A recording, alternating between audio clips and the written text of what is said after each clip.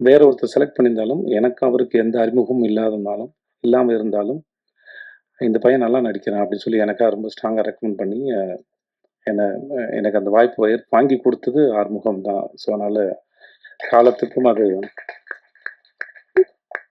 ஆர்ட்ட பொறுத்தவரைக்கும் மத்த ஏதாவது டிகிரினா வந்து வெளிய படிச்சு சர்டிஃபிகேட் குடுத்துடலாம். ஆனா ஆர்ட்ட பொறுத்தவரைக்கும் நம்ம நம்பணும். நமக்கு நாமே குடுத்துக்கிற சர்டிஃபிகேட்ன்னு நெனைக்கிறேன். நம்மகிட்ட அது வந்திருக்கா? இல்ல அப்படின்னு புரிஞ்சுக்கிறது.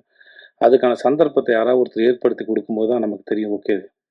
நம்மளால அத பெர்ஃபார்ம் பண்ண முடியுதுன்னு. ஸோ அந்த மாரியான ஒரு சந்தர்ப்பத்த எனக்கு ஏற்படுத்தி குடுத்த திரு ஆறுமுகத்துக்கு எப்பயுமே நன்றி. அதுக்கப்புறம் நடுவுல கொஞ்சம் பக்கத்து காணும் படம் பண்ணும்போதும் நான் ஆப்ஷன்ல இல்ல. சரி விஜய் வேணாம் அப்படின்னு தான் இருந்தாங்க. இதுவும் எனக்கு பிரேம் சார் சொல்லி தான் தெரியும். ஆறு தான் வந்து உனக்காக ரொம்ப ஸ்ட்ராங்கா ரெக்கமெண்ட் பண்ணாரு. விஜய பார்த்துட்டு ஆடிஷன் பண்ணிட்டு ரிஜெக்ட் பண்ணுங்க. பார்க்காம ரிஜெக்ட் பண்ணாதீங்க அப்படின்னு ரொம்ப ஸ்ட்ராங்கா சொன்னது ஆறு தான்னு எனக்கு பிரேம் சார் சொல்லி தான் தெரியும். ஸோ அதுக்கும் ரொம்ப நன்றி. ஸோ அதனால நம்ம நல்லா இருக்கும்போது அ வர உதவிகள் வேற. நம்மளே யாருக்கும் தெரியாம, நமக்கே தெரியாத காலகட்டத்தில, நம்ம மேல யாரோ ஒருத்தர் வைக்கிற நம்பிக்கை தான் அந்த அந்த அந்த ஒரு இருண்ட வீட்ல ஏத்துற அகல் விளக்கு. அந்த விளக்கை முதல்ல ஏத்தி தொடங்குனது அவர் தான். ஸோ அதுக்கு ரொம்ப நன்றி.